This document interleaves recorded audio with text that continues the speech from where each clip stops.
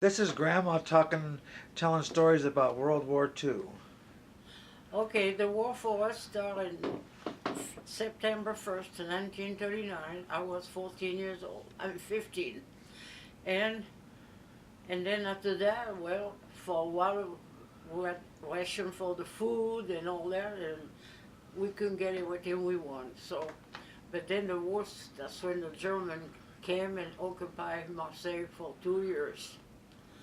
And they were stationed across the street from us in a school, and a bunch of them came and looked at our well. I don't know what they did with it, but we got so scared they put something in that we never did use the well again.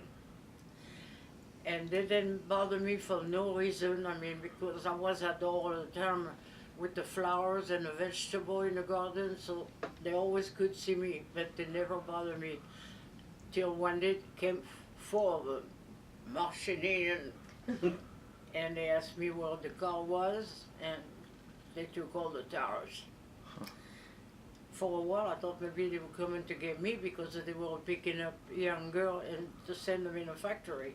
But they didn't want me that day, thank goodness, so they just took the tire. And I was there, and they, for 2 years. Then in August of 44, the HGI and the French came from North Africa and got rid of them. And finally got them August the 15th, I think. That was the last day the German left.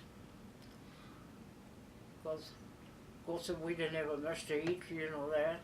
One time we went 52 days without any meat. 52 days. And when we get meat, it was a little piece of, we were five people, my grandma stayed with us, so you could get just so much for the people and so much bread. 5 slices of bread, and that would go on and on and on and on. That's the way it was. And one day while the German was there, they get on around, well, around, I don't know what you call those places. Um, in town, there's a, Around a fountain? well, anyway, downtown there was a few stores around, and the German came and they killed a bunch of people. They got it to line up like that and kill them just like that. And one was holding a little baby in her hand, and they were all dead. And my mother didn't get there that day. She was, because she had to go sometime, stay online to get a little food. Sometimes she would stay for hours, and then when her turn come, they were out. I mean, like macaroni or stuff like that, you know. And that day she didn't make it, because if she got back to that place, she would have been killed too. Why did they do that? We never found out. That was awful. And I don't know this. And what'd you make soup out of? Oh, we made the soup out of just well vegetable, you know. Of course, there was no meat or anything like that. No fat, no. Well, just You said grease and weeds. that's for the soap. Oh. We didn't have it. After a while, we ran out of soap. We didn't get any, and so my mother, I don't know what she did. She used some kind of a lard, I don't know, and some weeds. I don't know. And it was gray, and we called that soap. I don't remember what it did good, but anyway, we washed the clothes, you know, by hand. No washing machine, you know that. And the coffee with the corn. Yeah, and then we planted a few planted corn, maybe 6 of it. Not to eat, because we didn't eat corn. We didn't even know that. Mm. The corn was only for the chicken, stuff like that. But then we want to have the corn, so my mother, when the corn was ready, we got it, she roasted. And then my grandma grinded to make a coffee out of it.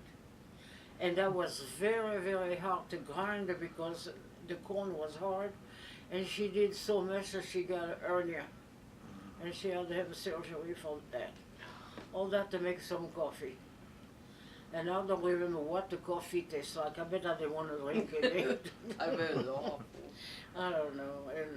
And my dad, he was making cigarette out of weeds, you know, buy some weeds. And, well, when you got nothing, you think of what else to do.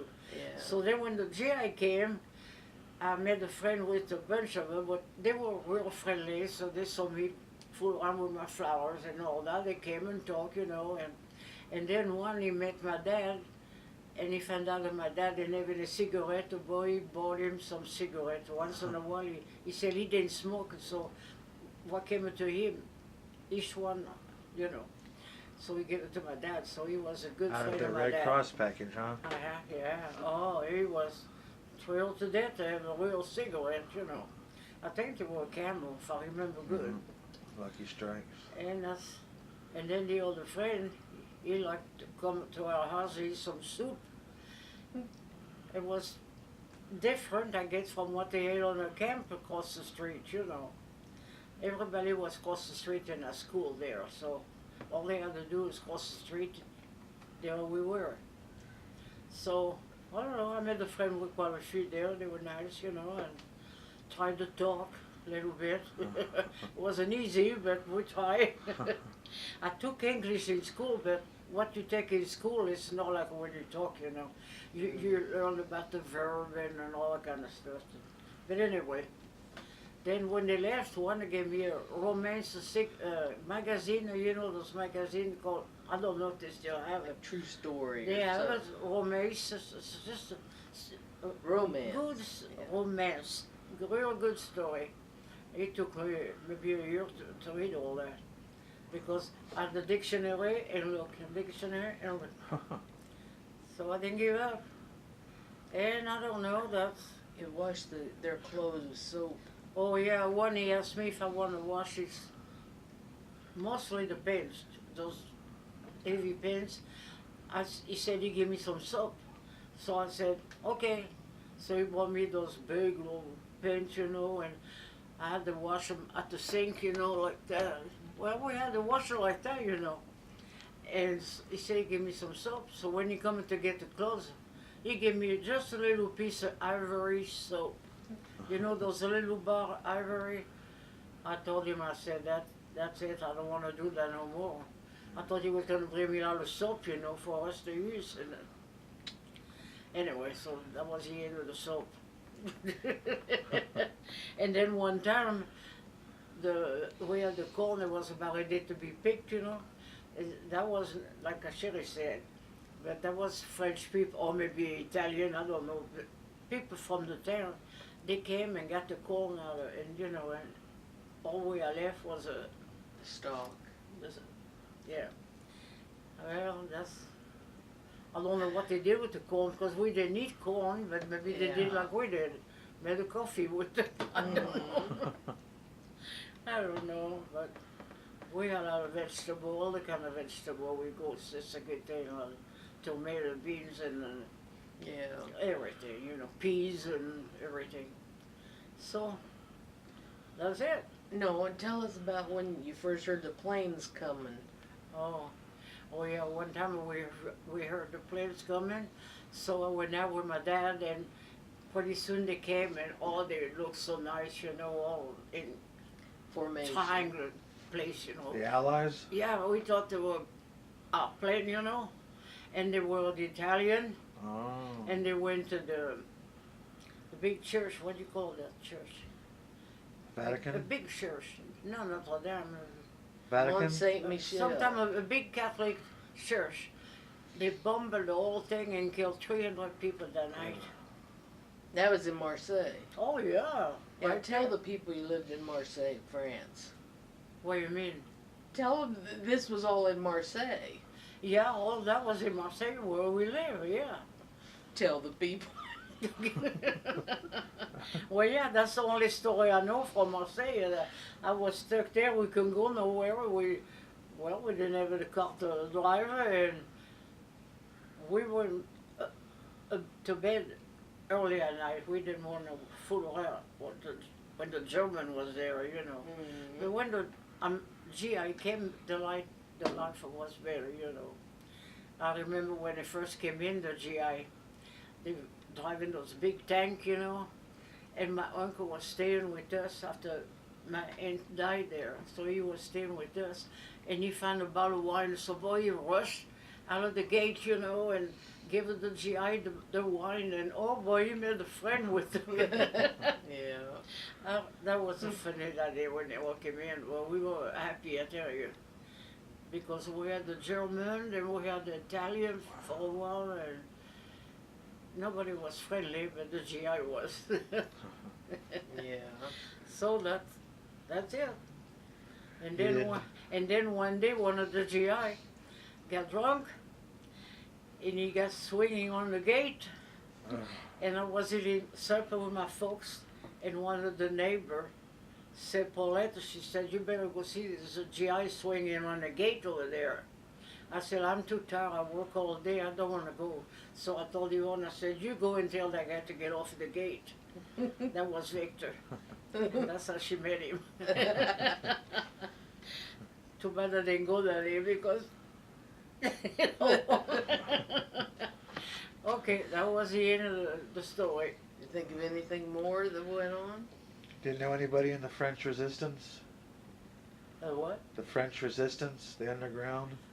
Well, they came and we didn't know the difference because they were dressed like the soldier, so them and the GI were stationed in North Africa, and that's what they came from, North Africa. They came and one night we were eating supper and we heard a little firecracker going, like we thought it was the 4th of July. What is that? And that was, they came in, the GI and the underground from North Africa. See, North Africa was just one day away from Marseille. Yeah, you look at the map sometime and you see Marseille and you see Algeria right there. Morocco and Tunisia and all the north. That's it. They were all stationed there. I know one of the GI gave me a billfold he got over there. I still have it here. It's a pretty billfold. So, I don't know. Where the English people stationed, but not in our place, far away, in Marseille, very little far away. But we didn't want nothing to do with them. Any Canadian station there? They, I don't know, they were cold, we didn't like the English people. Any Canadians stationed in France? I don't know. I don't know what they were. I don't know. Well, the one we made a friend, they were all from America here. Some were from California and some from New Jersey. One from New Jersey told me he had a dry cleaning store, or maybe he was just working for, I don't know. But for some reason, they sent him to Italy for a while. And when he came back, he gave me a beautiful pen. I think I still have it. Yeah, we liked and they liked me because I was the only one young in a place there. All the other neighbors, they didn't fool around with them, but me, I was out all the time, with the customer and everything else. So, anyway. Tell them the story about the guy that went to England and got married. Well, No, go ahead. well, yeah, I made a friend with one of those GI. He was friend with the one that gave my dad the cigarette. And then he gave him more than the cigarette. One day he came and brought us a big can of, what is it? Vienna sausage. It was 72 in it. I never forgot that again. Big thing like that for no reason, just to be nice. He gave us that. And the other one, I kind of made a friend with him. Kind of halfway boyfriend, but no, something like that, We went to the movie once and talked a little bit and all that. And then he didn't stay too long, so he left. I didn't know where he was going because they didn't tell you where they were going. After a while, I found out that he was in England. And he kept writing to me, nice letter. I'll be back for you. That's why he didn't say nothing, marry you. He said, I'll be back for you. Those long letters, because some was cut off, the thing that he said that was not supposed to, whatever. And so I had that letter, and pretty soon it was no more letter. I said, I wonder where is that? Maybe he got killed or something. And so I wait. Then I went to the consul one day and can you find out where that guy went? And I filled out a paper and all that. They said, yeah, he went to England and he got married. So that was the end of him. His name was Ralph Proctor. He was from California. What do you call that place across California? Well, Catalina. yeah. Oh. Catalina, it's an island or what? Yeah, well, it's San Well, the- Francisco, well, the prison is. Alcatraz. Yeah, Alcatraz. That's a big. There's a name for that place. There's a Ellis big, Island? No. No. That's New York. Anyway, that's where he lived. I knew that. Oh. 13 and Lloyd the street or something. I knew that. But the one that gave my dad the cigarette was from just San Francisco, right there. So, I don't know. That's. Did you have to worry about bombing? They didn't do. They probably didn't do too much bombing. Yeah, they did. Oh, when really? when the time when they were taking Marseille, you know, when my dad and all the neighbors, my grandma had a Welsh apartment. She rented there, and so it was all the men there, and my dad did a big trench, you know, about that long. And so that night we heard the German, and I don't know who they were fighting with. I can't say the name of those things. The whistle. Oh, Missiles. yeah. Bullets, missiles. Yeah, something. Anyway, we were in there standing up one against the other like that, you know, and saying Hail Mary and Our Father. But nothing happened. But we got scared. My grandma couldn't come because she had to stay with my aunt, her sister that was sick with cancer. And so she stayed with her, but nobody got hurt, but we were scared. Yeah, I guess. We heard the fighting. Everything was across the street, you know. So that was no fun. No fun. Yeah. And yeah, then we went back. It didn't look the same. But when we went back in '76, next to us there was a place where they raised pigs and all that. And we're talking about stinking. When they clean those pig places. But anyway, now it's a beautiful college. So it was different. But anything, our piece of the garden was there, but we didn't know what they did with it. Something else. They built a little building in there. And so anyway, so I worked there. I started messing around with the flowers and I was 17. And when I left, I was 23. Wow. So I did that. That was my job. You know, I mean, I really did a lot of work there. Then tell him you got on the boat. And then when I left Marseille, it was the October the 12th, 1947. And I got on a big boat with a suitcase. And that was it. I was on the boat for 11 days. Going where? To New York. I didn't want to take a shoulder thing because I would have to get on the train, go to Paris, and then from Paris to go on the boat. So we took the boat from Marseille, so we went all around Gibraltar, like that. Wow. And we saw there. And Stevie was in Gibraltar. Oh, it's a beautiful place, but all we could see was the rock, you know, it's a big rock, and the boat went around. And then when we came to New York, everybody said, oh yeah, go look, there's a Queen Mary. So the Queen Mary was there. That was another trail, you know. And then my cousin, she was waiting for me to pick me up. I didn't know her, she didn't know me, but she was an old cousin from my grandma's family. And I told her, I said, I'll be wearing a coat, brown coat.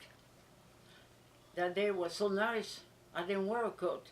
So she couldn't find me. Everybody was out of the boat, and me, I was still there waiting, and she was too. Finally, I started to fall down, to get down the step, you know. And she said, Paulette, Paulette. I said, yes. Oh, she said, thank goodness. It's bad, you know. You go meet somebody and Mm-hmm. we didn't know each other at all. So I stayed with her for 2 days. And she showed me a lot of places in 2 days. Because she was working for a lawyer and he didn't even know I was there. But she put me a little corner there and I could sleep there with her. And she took me to the Empire State, clear on the top. And we had ice cream and 7-Up. That was the first time I had some 7-Up. And then she took me to the Radio City, see the rocket. And then she took me to the, The statue? no. Oh. Oh, well,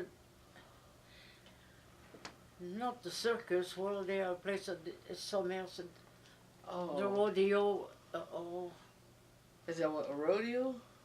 it was inside of it.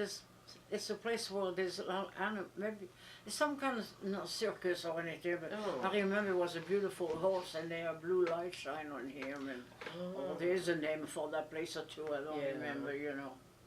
And took me to a big store, stuff like that. That big store had a nice, underneath the basement, a lot of French pastry there. Oh, it was so nice. Then I had a letter that I wrote to my folks. Every day I would write something on the boat, from the boat, you know. And that letter was so thick, had 32 pages, well, little pages here and there. And so my cousin said, well, we're going to mail right there. And I still can see the mailbox. A big mailbox in a store. We put all the stamp on it, mail it to my folks. They never got it. Never got a letter. And to think, oh my God, every day I said, we did this because I met a girl, you know, there. I met 2 people, but mostly the girl. And she left at the boat. She was standing there with her folks, and I was standing there with my folks. Everybody was crying, you know. And so we stayed together on the boat all that time, and we met a good friend, and she's still in New York there, and we write to each other for Christmas. And her husband died, but anyways, that's a little story, you know. Mm-hmm. And all the time I was on the boat, Annette a little snowsuit for Gerald, because when I came, Gerald was 14 months old. Wow. And so Annette a little blue snowsuit. And he wore, I got a picture right there with him. Anyway, that was Now you ended up in St. Joe, Missouri, because that's where Yvonne moved with Victor. Yeah, I got on the train, and my cousin got on the train with me and told the guy, those black guy that wait on you, now you take a good care of her. I bet she gave him a good tip, you know. And so he took a good care of me, and I was asleep, you know, and they had the curtain in front of the place where you sleep. And one morning, he opened the curtain like that a little bit, asked me if I was okay, and I saw the big black face. Oh gosh, I was scared. Oh, don't say no more about black. But I mean, it was scary, you know. But it was really nice. And then asked me if I was ready to get up, you know, and all that. And it was. We can't put that on YouTube now. Yeah, you can. And then we went. Well, yeah. Then the train ended up in St. Joe. And then Victor and Yvonne were waiting for me there, and that's it. And how did you meet Dad? Who introduced you? Oh, well, I got there in 47, but I didn't meet Dad till 49, because right away I got a job at the flower shop, and I was working at the flower shop, and I met Dad because Elsa and Harpo brought him over. They want to ride it to St. Joe and to see Yvonne, because Elsa met Yvonne on the boat and the train, so that's the end of the story. I can hardly talk anymore. Oh, okay.